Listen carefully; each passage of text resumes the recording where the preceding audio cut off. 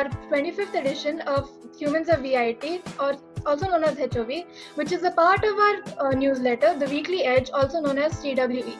I am Sneha Manohar from TEPSI VIT, and today I'll be interviewing Neeraj Meghani. The topic for today is iconoclasm in Indian heritage. For those that do not know what iconoclasm is essentially the denouncement of pre-existing societal and cultural norms. 2, 3, go. Elaborating on this fact, one of the most portentous and controversial cases of iconoclasm has been the well-known Babri Masjid case. So, what are your thoughts on the contemporarized forms of iconoclasm and its role in both inter-religious and inter-political contexts? Okay, so iconoclasm is not simply an act of desecrating or undermining a thought or the beacon of a thought process, right? So we cite the Babri Masjid case a lot, but that happened way back in 1992. Yes, we are still dealing with the ramifications of the issue, but then we often tend to forget that iconoclasm is a very continuous process in a democracy like ours. So being secular, our country hosts a big plethora of people following different faiths, and even those faiths have people among them who follow different forms or different sects of that faith. So what I can literally say is that iconoclasm more or less has been used as more of a political weapon in our country, because you can see that like when you go ahead and desecrate or undermine an icon or a religious icon for that sake, you're actually trying to project the fact that followers or proponents of that faith or that thought process do not have any chance of getting redemption. Say for example, the Babri Masjid case done by Hindus, the Vishwa Hindu Parishad, the demolition of that masjid clearly showed the whole outcome was that Hindus established their supremacy over over Muslims during that point in time. If you go back to recent events, say for example when BJP they recently won elections in Tripura, right? So you have cases like Hindu supporters of the BJP destroying images of Lenin. Now, Vladimir Lenin, the Russian politician who just inspired a lot of communism. So that was again a statement that how BJP I don't want to say that it's a Hindu party, but then Lenin signifies communism, which was BJP's, the Communist Party was BJP's biggest opponent in Tripura. So when you destroy a communist icon, you show the fact to the supporters of the Communist Party that yes, BJP has won, your thought process is now not valid as ours. So that would be my whole viewpoint on iconoclasm in India for now. Okay, so now moving on, let's talk about the idea of Swarajya that was propagated by Chhatrapati Shivaji Maharaj. Now, this could be one of the first examples of iconoclasm. Drawing a parallel with that, modern India is seeing similar struggles like that between the split up between the two states of Andhra Pradesh and Telangana. So, do you think iconoclasm is actually omnipresent no matter which era we talk about?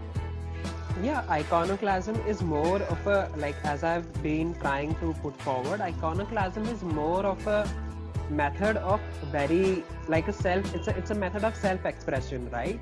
So say for example, if you follow in a specific thought process, and then you have people who follow a thought process that is not the same as ours. So it is in human nature to feel threatened or scared by the other group, because if that group is in the majority or they hold power, it means that your thoughts are not as valid as theirs. So iconoclasm, yes, it has been present throughout the history of our country, starting from way back in 600s and 700s when say for example Pandya kings in South India they went up north to destroy temples of the deities that North Indian kings believed in. And the same that happened when say Bengali kings came to West India or say modern day Pakistan to destroy images or temples of gods that the people out there believed in. So it's not, it has been there, it will be there. The only peaceful solution to this problem is actually understanding what the other party thinks and not feeling threatened or say endangered by views that are not entirely equivalent to you. So Neeraj, what are your thoughts on the changing of names of cities and states by the government?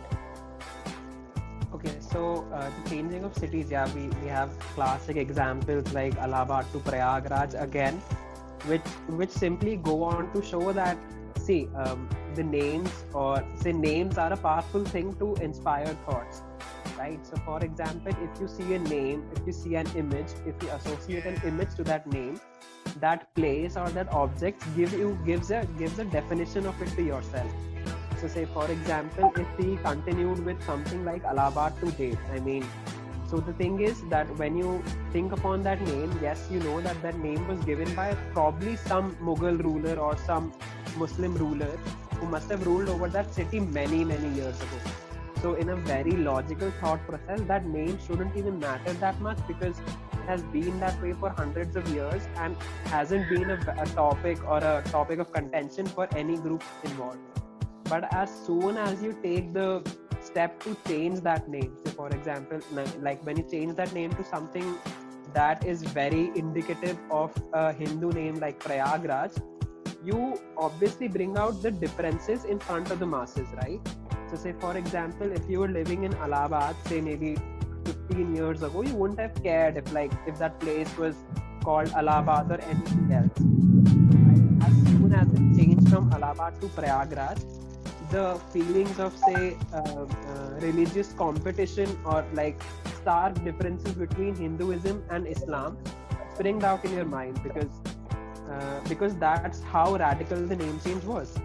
And this again goes on to prove that like the ruling party or the party which is in power, their first step, like it's not something that is new. Even Persian kings like Nadir Shah and Mahmud of Ghazni, when they invaded India, their steps were to convert a lot of Hindus or like a lot of Christians forcefully into Muslims. Simply because when you create something that has a name or that has a meaning which is close to your thought process, you're increasing you're increasing people that believe your faith.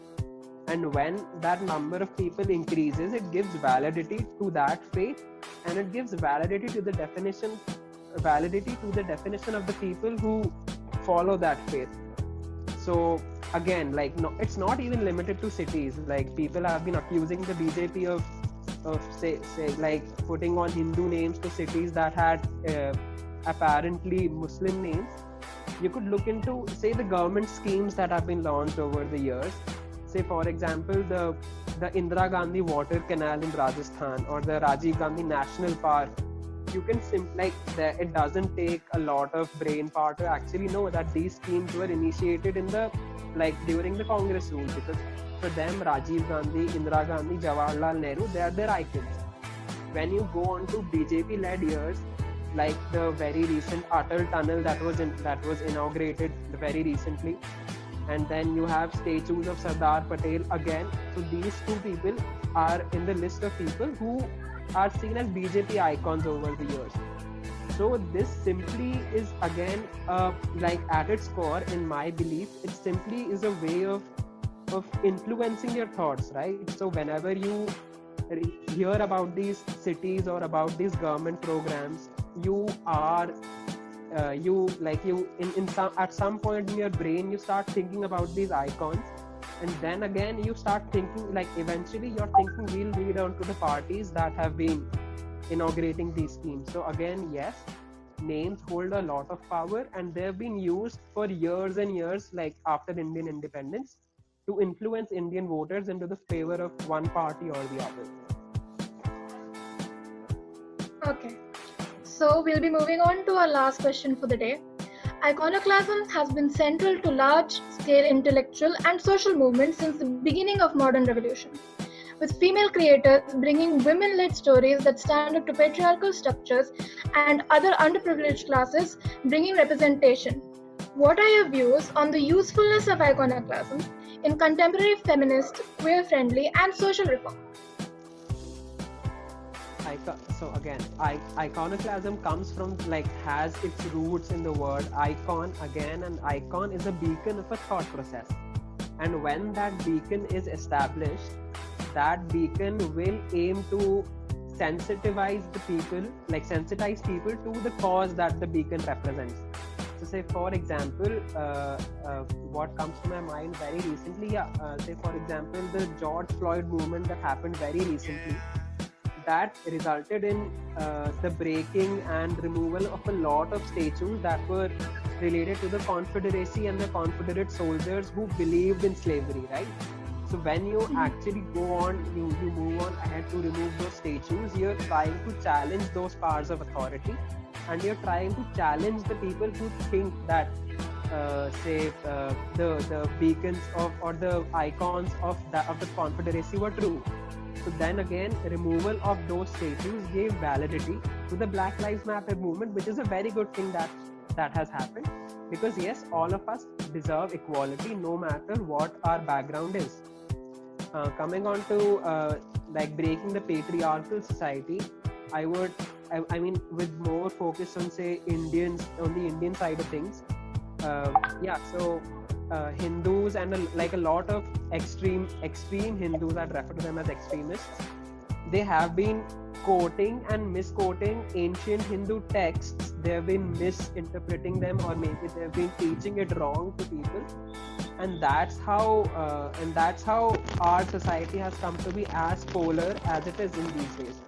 So again, you have pieces of literature like the Manusmriti, which again, like, apparently establishes the role of a man over a woman.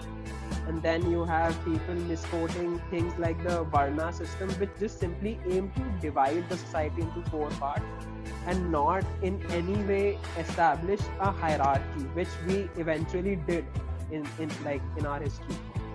So then again, coming back to the whole question, yes, iconoclasm is used and should be used as a very powerful tool of legitimizing valid movements, because that is the only way that we'll overcome our biases. And removal or addition of icons that validate a thought process like gender equality or rights for queer people is important for all of us, because that will help our population break a mindset which has been there for many years and has been wrong and has been very wrong.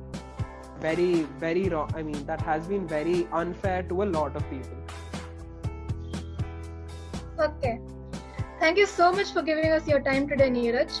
If you want to know more about iconoclasm, do check out our TWE edition. And to be featured in our next Humans of VIT edition, drop a comment below or DM any one of us.